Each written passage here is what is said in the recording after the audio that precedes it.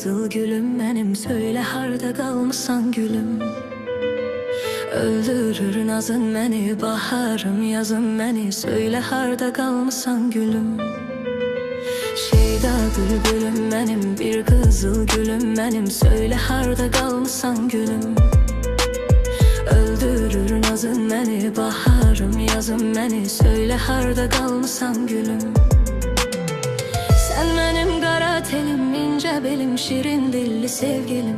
Sen benim ülviyetim, saadetim, mehebbetim, sevgilim. Sen benim kara telim, ince belim, şirin dilli sevgilim. Sen benim ülviyetim, saadetim, mehebbetim, sevgilim. Şelalem benim, ay göçeğim benim. Şelalem benim, ay meleğim benim.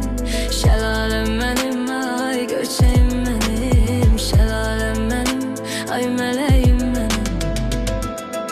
Sen geceli gündüzüm sevgilim. Sen hem ayım ulduzum sevgilim. Sen geceli gündüzüm sevgilim. Sen hem ayım ulduzum sevgilim. Bahar gelir görüşeri sevgilim. Bülbül teki öpüşeri sevgilim. Bahar gelir görüşeri sevgilim. Bülbül teki öpüşeri sevgilim. Şelalem benim, ay göçeğim benim. Şelalem benim, ay meleğim benim. Şelalem benim, ay göçeğim benim. Şelalem benim, ay meleğim benim.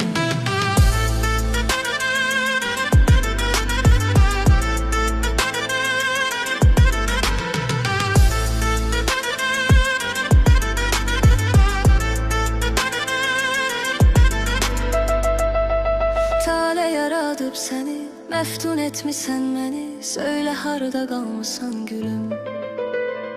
Ömrümün baharsan, eşkimin vügarsan, söyle harda kalmışsan gülüm.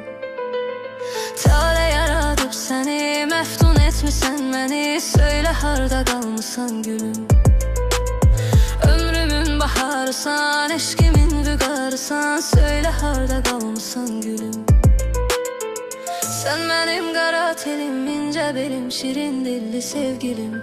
Sen benim ülviyetim, saadetim, mehebbetim, sevgilim. Sen benim kara telim, ince belim, şirin dilli sevgilim.